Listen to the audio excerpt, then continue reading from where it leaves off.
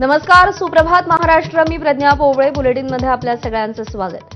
बुलेटिनच्या सुरुवातीला राजकीय वर्तुळातून एक महत्त्वाची बातमी. महायुतीचा महामंडळ वाटपाचा पेच अखेर सुटलेला आहे.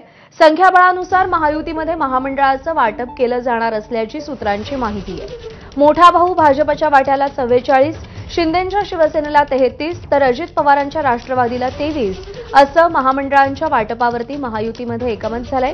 नुकत्याच झालेल्या समन्वय समितीच्या बैठकीमध्ये महामंडळाबाबत तीनही पक्षात हे सूत्र ठरल्याची माहिती सूत्रांनी दिली आहे. आता लक्ष आहे महत्त्वाच्या महामंडळाकडे. सिडको आणि म्हाडासाठी शिवसेना आणि भाजपमध्ये रस्सीखेच सुरू असल्याचं कळतंय.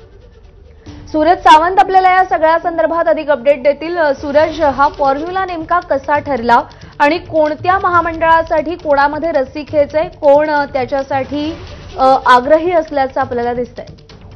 तर एक गोष्ट आपण प्रामुख्याने लक्षात घेतली पाहिजे की महामंडळांच्या वाटप न झाल्यामुळे कुठेतरी जे नाराज आमदार आहेत त्यांची कुठेतरी या ठिकाणी मनधरणी करण्याचा प्रयत्न महायुतीकडनं सुरू आहे.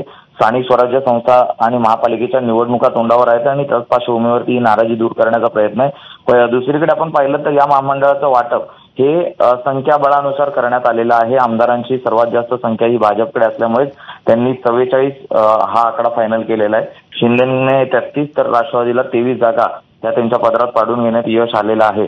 सर्वात महत्त्वाचं म्हणजे सिडको आणि म्हाडा ही दोन महामंडळं, याच्यासाठी शिवसेना आणि भाजप या दोघांमध्ये प्रामुख्याने रस्सीखेच सुरू आहे. एकीकडे नवी मुंबईतले जे आमदार आहेत जे अनेक वर्षांपासून तिकडे निवडून येत आहेत ते सिडको मिळण्यासाठी आग्रही आहेत, कारण नवी मुंबईत प्रामुख्याने सिडको ही महामंडळ प्रामुख्याने काम करतं.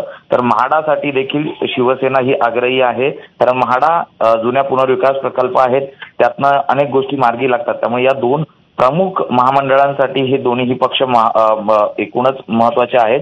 त्यामुळे लवकरच पुन्हा एकदा समन्वय समितीची बैठक होणार आहे आणि त्यामध्ये आकडा तर ठरलेला आहे, मात्र महामंडळ कुठचं कुणाला द्यायचं या संदर्भात ही चर्चा होण्याची शक्यता आहे. त्यामुळे नक्कीच आपण पाहिलं तर महायुतीमधलं जे महामंडळाचा वाटपाचा जो पेच आहे हा आता कुठेतरी सुटलेला पाहायला मिळतो आहे. आता कुठलं महामंडळ कुणाच्या वाट्याला जातं, कोण त्यामध्ये सरस ठरतं हे पाहणं महत्त्वाचं राहणार आहे. सूरज, धन्यवाद दिलेल्या सगळ्या सविस्तर अपडेटसाठी.